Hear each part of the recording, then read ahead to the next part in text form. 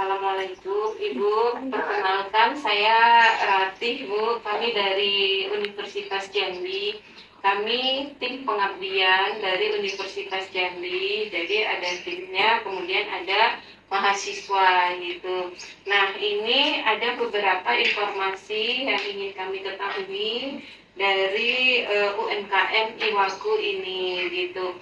Ini sudah berapa lama Bu berdiri? Waalaikumsalam ya Ibu Ratih, dari Universitas Jambi beserta mahasiswa. Selamat datang di tempat usaha kami. Alhamdulillah, usaha yang saya jalankan ini di tahun 2009 Bu.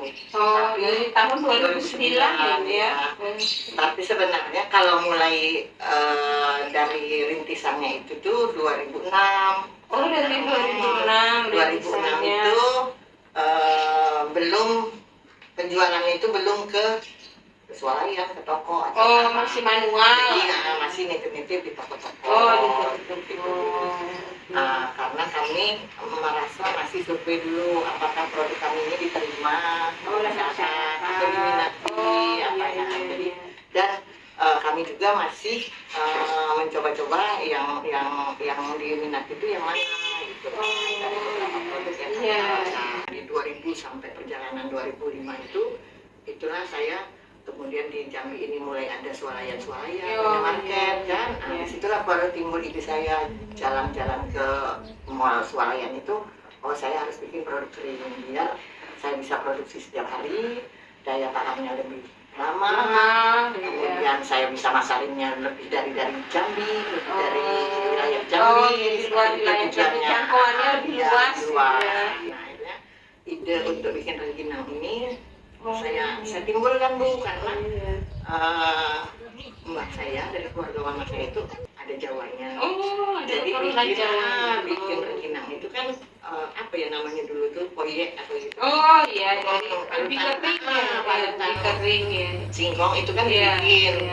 Nggak tahu lah, karena di sini saya cuma tahunya namanya rengginang karena saya nggak tinggal di zamannya Jawanya akhirnya saya adonan seperti kayak adonan kerupuk. Nah, itulah baru timbul kayak mana sesuai berbutir-butirnya. Nah, itulah mungkin Allah kasih saya ini inspirasi atau apa akhirnya. Cuma saya ingatnya itu mbak saya itu bikin adonannya itu diparut-parut. Barulah saya ingat. Kemudian saya campurkan dengan ikan-ikan. Dengan proses produksi tadi dari ikan tadi sudah diceritakan, kemudian kapasitas produksinya kira-kira berapa ya Bu ya setiap bulan gitu. Mulai membutuhkan bahan baku berapa? Kalau kami nih Bu, ada yang perbungkusnya ada, karena banyak itemnya.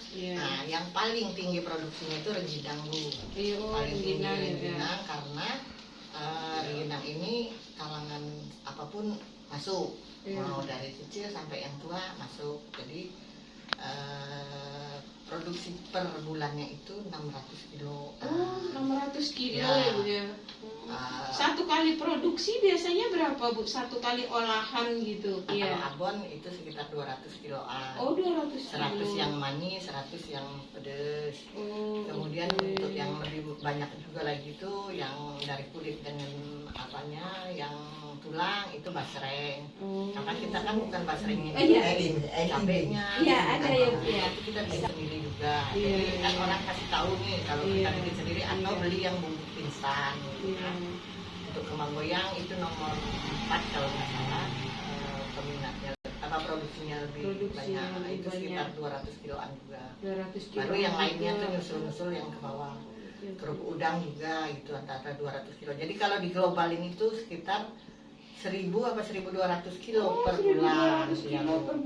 Kita menggunakan ikan itu sampai 2 ton Bu. Kalau dikalkulasi per bulannya Kalau untuk empek-empek itu 20 kiloan per bulan ininya. Lumayan banyak ya Bu ya, 2 ton. Ya alhamdulillah Bu. Tadi yang terkait dengan pencatatan keuangan tadi kan masih manual. Ibu tetap mencatat berapa bahan bakunya ya, tapi masih manual ya Bu ya. Maksudnya belum menggunakan sistem dari software misalnya. dicatat dengan menggunakan software. Paling misalnya Excel sudah ya Bu ya. Excel atau yang selama ini sebelum saya dibantu dengan anak, iya. itu kebetulan kan anak-anak tuh pada masih sekolah, jadi saya nggak bisa minta bantuan mereka secara maksimal. Saya tetap nyatatnya itu di buku.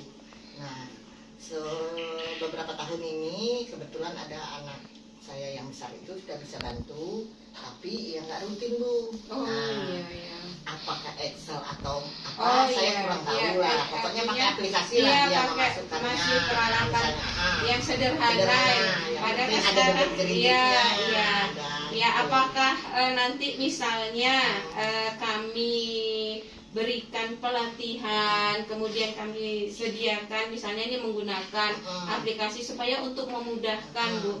Biasanya kita ini kebutuhan bahan baku misalnya, kemudian nanti berapa pemasarannya, kita dapat berapa pendapatannya, itu kita nggak usah bikin manual, begitu kita klik langsung keluar apa yang kita inginkan, tinggal kita input aja datanya gitu. Alhamdulillah. Iya. Memang dibantu seperti itu. Karena kami dari akuntansi nih Bu, gitu. Ya, jadi dengan senang hati untuk Bu, pencatatan keuangan, pelatihan kita nanti anunya ke situ untuk terkait dengan manajemen keuangannya. Karena tadi kan ada juga apakah pengelolaan keuangan antara ibu pribadi dengan usaha sudah terpisah atau masih bergabung gitu. Alhamdulillah juga Bu, sejak saya usaha memang dulu seperti itu ya. Iya. Tapi di mulai usaha saya itu mulai agak besar itu tadi 2009 itu saya masih seperti yang Ibu bilang tadi, masih nyatatnya mau gabung. Tapi sejak tahun 2013 dulu saya pernah gabung di inkubator bisnis. Itu Bu. Jadi adalah sedikit pelatihan yang masuk ke saya. Jadi itu saya pun sudah memisahkan. Jadi dompet kami itu sudah dipisahkan. Rekening banknya juga ada. Ibu, ya. Jadi kalau ada pembelian melalui rekening, kami sudah punya sendiri. Ini bank yang untuk menerima transaksi dari penjualan kami. Secara ini sudah menerapkan pemisahan antara pribadi dengan usaha. Cuma mungkin tidak seperti yang menurut Ibu bilang tadi, ada yang model ini, model itu, mungkin nanti untuk aplikasi digitalisasinya nanti insya Allah yang Ibu perlukan itu ya untuk memudahkan pencatatan ya. Cadangan. Pemasarannya kemana aja Bu? Kalau pemasaran sebelum COVID kami sudah melalui Grab juga, bukan dulu baru mulai musim-musimnya. Berarti offline juga, online juga.